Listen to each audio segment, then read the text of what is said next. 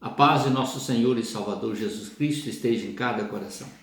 Nós vamos falar nesta manhã sobre 3 palavras muito importantes, as quais são necessárias para o nosso entendimento sobre as questões que nos afligem e a forma que Deus tem de agir contra as nossas atitudes. A palavra de Deus é clara em nos ensinar que Deus nos corrige de uma forma tão forte, tão poderosa, porque Ele nos ama.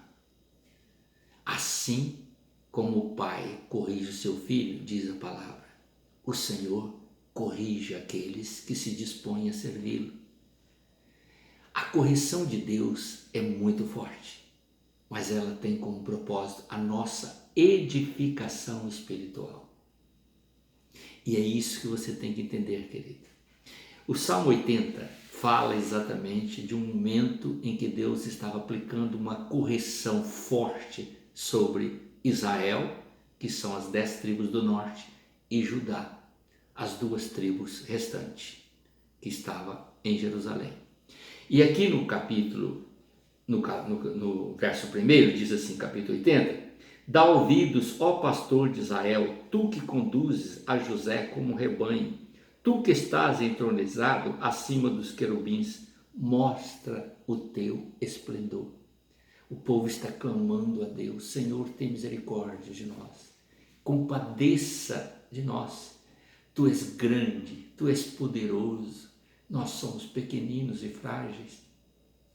Estamos passando por um momento difícil, mas é óbvio, queridos, que a nação sabia que era responsável pelos seus atos e os seus atos haviam conduzidos àquelas questões tão penosas. Olha o que diz o salmista ainda mais, preste atenção. Porque Efraim, Benjamim e Manassés, desperta o teu poder e vem salvar-nos.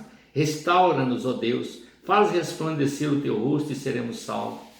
Ó Senhor dos exércitos, até quando estarás indignado contra a oração do teu povo? Porque o povo agora estava clamando, mas não obtinha respostas. E Deus está dizendo exatamente isso. Era hora da vara.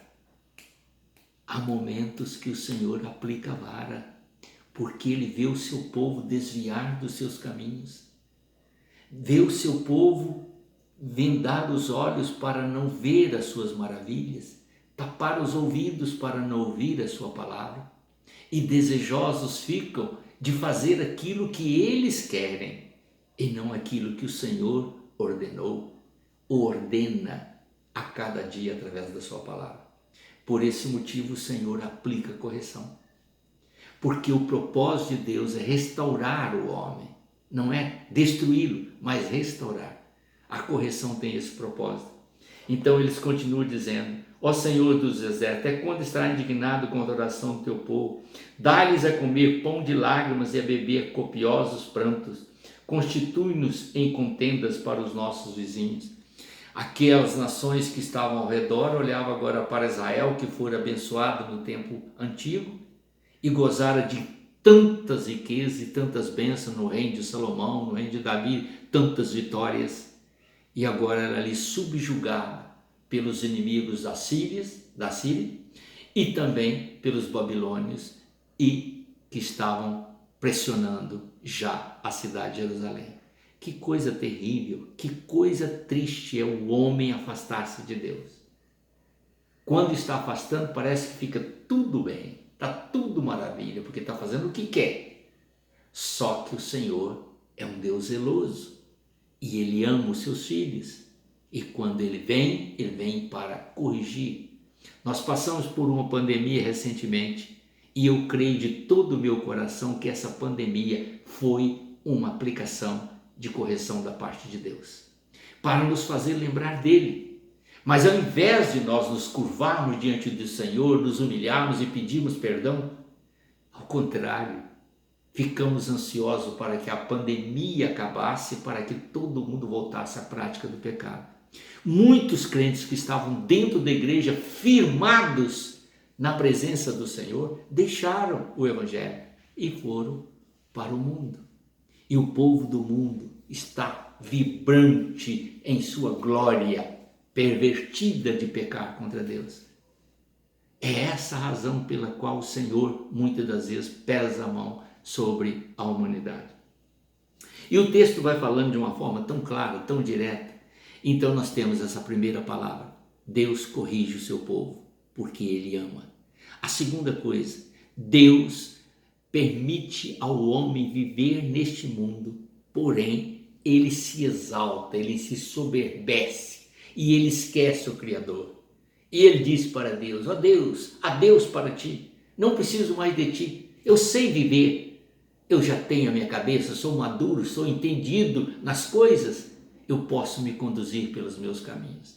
É o maior erro que o ser humano pode cometer. E quando isso acontece, Deus o derruba da sua torre e o põe novamente no pó. É nessa hora, querido, que entra a palavra de Deus dizendo aqui: restaura-nos, ó Senhor, verso 19. Senhor Deus dos exércitos, faz resplandecer o teu rosto e seremos salvos. Aquele que se humilha perante a potente mão do Senhor encontra nele a salvação. Preste atenção. Deus corrige porque Ele ama. Deus quebra o orgulhoso, o vaidoso. E Deus está pronto para ouvir o clamor do humilde.